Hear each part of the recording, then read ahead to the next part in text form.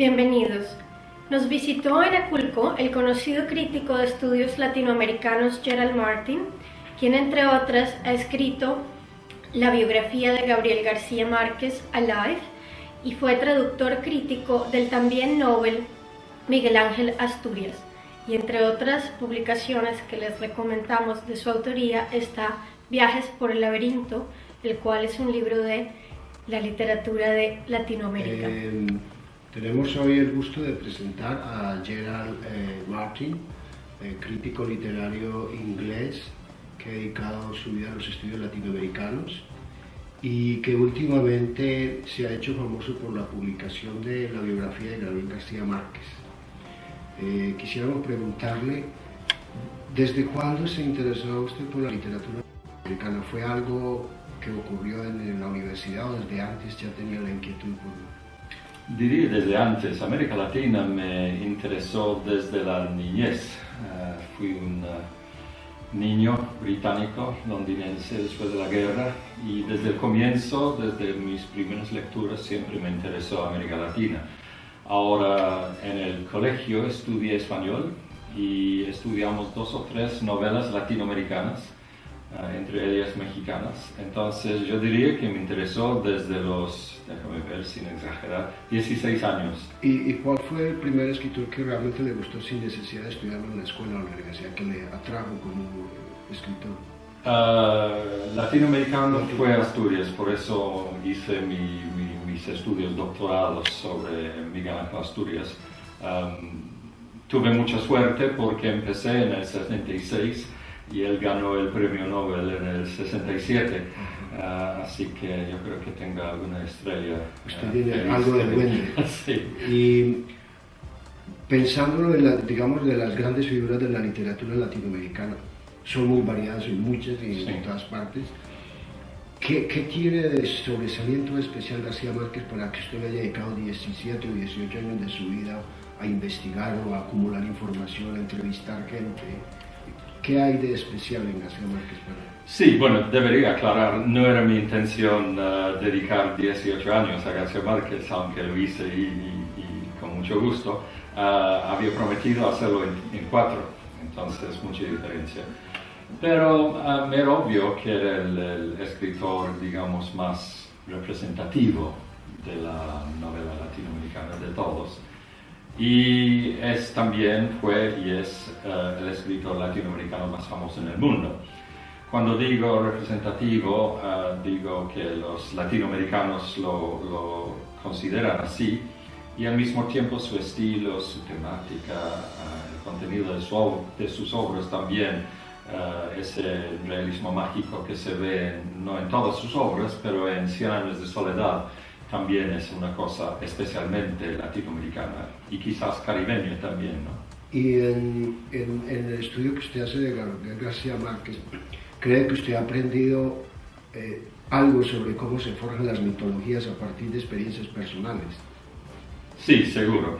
García Márquez, a base de su niñez, del lugar donde nació, Macondo, Arcataca, que él llamó Macondo, que ahora es tan famoso mundialmente como Toboso, ¿no? en el Quijote. En relación a la biografía, leyendo su obra, uno comparado con todo lo demás que se ha escrito, lo demás parece anecdótico. En cambio, lo suyo trata de llenar vacíos, una enorme cantidad de vacíos. Y antes habíamos hablado de que la biografía es un género bastante escaso en Latinoamérica. ¿Usted tiene alguna explicación a qué se debe este fenómeno? Bueno, es como todo, invento explicaciones, realmente no tengo, pero siempre pienso que los ingleses son gente muy aburrida, ¿no? Que tiene una vida muy poco interesante, entonces creo que les interesan mucho las vidas de los demás. Los latinoamericanos están tan comprometidos con su vida que pensar en escribir la vida de otra persona creo que no es algo que les interese mucho. Entonces sería el comienzo de una explicación, pero quién sabe. Muy especialmente invierte usted en los temas. siempre hemos creído nosotros los latinoamericanos que somos más chismosos y más averiguadores de la vida de los demás que los ingleses. Sí, pero ustedes son chismosos de una manera muy espontánea y natural, y nosotros de una manera mucho más siniestra, ¿no? Y mucho más pensada, consciente, profesional, sí. Usted ha viajado por todo Colombia y hay una información muy precisa sobre la sociedad colombiana. ¿Le parece que el García Márquez que refleja en sus novelas, esa Colombia refleja mucho el continente también, no solo el área caribeña, sino andina? Menos. Yo creo que García Márquez es sobre todo un escritor caribeño. Cuando escribe sobre Bogotá, sobre los Andes en general, yo creo que sus obras son menos interesantes. Si tú miras, por ejemplo, Vivir para contarla, su autobiografía, yo creo que los capítulos sobre Bogotá, sobre Zipaquirá son mucho menos interesantes, diáfanos, que los capítulos sobre la costa. Entonces creo que es parte del secreto de García Márquez, que es un escritor básicamente costeño, caribeño diría, y al mismo tiempo obviamente universal, ¿no? Y él mismo habla mucho de que esa cuestión caribeña, esa cuestión con el mar, que por eso encuentra una afinidad con Faulkner, en el sentido que Faulkner es del sur, y cuando iba allá encontraba que había las haciendas y todo esto, la esclavitud. El clima, la cercanía del mar Caribe, todas esas cosas sí las tiene en común con Faulkner. Y también una historia de guerras civiles, de coroneles, los abuelos de ambos escritores habían participado en guerras civiles, entonces también hay una especie de trasfondo histórico que también tienen en común, ¿no?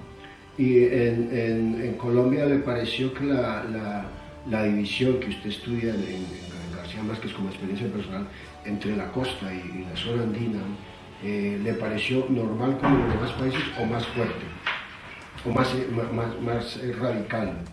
Digamos, en todas partes se habla de eso. No es más radical, por ejemplo, si uno piensa en por ejemplo, en Perú, la costa donde las divisiones son incluso más brutales, diría. Entonces también hay un fenómeno. Pero en Colombia se ha convertido en toda una especie de mito y también una especie de juego, ¿no? La batalla entre costeños y cachacos, que antes era muy fuerte, mucho menos fuerte ahora que en el pasado, porque todos esos costeños van todos los fines de semana a la costa, donde la mitad de ellos tienen casas, etcétera, etcétera. Se escucha música vallenata, etcétera, en Bogotá. Entonces todo ha cambiado mucho los últimos 20 años. Existe la misma división, pero es un poco menos, digamos, brutal que en el pasado. Hay algo que me llama la atención en su libro y que Gabo lo tiene. Gabo es una persona muy supersticiosa. Y usted hace el itinerario de una serie de encuentros que han sido trascendentales para él. Por ejemplo, cuando se encuentra con un agente editorial, me parece chileno, que es algo central para él, en México, en todas partes, lo puede llegar a uno a convencer de que sus supersticiones tienen algo de real. Sí, es en cierto sentido. A mí antes no habría dicho esas cosas, pero es un hombre que de alguna manera cuando está, de repente pasan cosas, ¿no? Y yo también fui, de alguna manera, yo aproveché su superstición, porque resulta que yo soy Piscis y él también. Y eso me ayudó mucho en el momento de convencerlo de que el destino estaba entre nosotros para que yo hiciera la biografía. Y seguramente no han compartido la Ouija. Eso, sí, exactamente, sí. Porque, por ejemplo, en el olor de la guayaba, comienza con la historia en Venezuela, cuando vieron el avión de Pérez Jiménez que salía, y tuvieron la intuición, pero fue de él, al decir de Plinio Apuleyo, él tuvo la intuición de que algo estaba ocurriendo, que algo iba a ocurrir importante, y para Plinio es muy importante describir eso. Todo el mundo dice que García Márquez es muy intuitivo y sabe cuándo van a pasar las cosas. Y también mi experiencia es que es bastante clarividente en general, que ve más allá de donde ven los demás. García Márquez me ha dicho cosas de mi carácter que era imposible que las supiera. Y sin embargo, de alguna manera llegó a penetrar en mi conciencia para decirme cosas que ni mi mamá sabía. Entonces, eso es bastante impresionante, ¿no? Y en ese aspecto, por ejemplo, en la cantidad de sitios donde ha estado, donde han ocurrido cosas importantes. Estuvo en Bogotá el 9 de abril. Sí, a 400 metros. De donde ocurrieron las... Sí. Siempre ha estado en momentos históricos decisivos. Llega a París cuando está pasando lo de Algeria y lo de Suez, ¿no? Esas dos cosas que eran tan fundamentales en la Francia de aquel entonces. Aunque lo que sí evitó, y creo que para su gran suerte, fue Tlatelolco en México en el 68. Yo sí estuve, pero él se escapó. Por ejemplo, estuvo en lo de la firma del nuevo Tratado de Panamá. Estuvo. Eso es muy especial, ¿no? Estuve en Nueva York cuando lo de Playa Girón. Entonces sí, él está muchas veces cuando pasan cosas.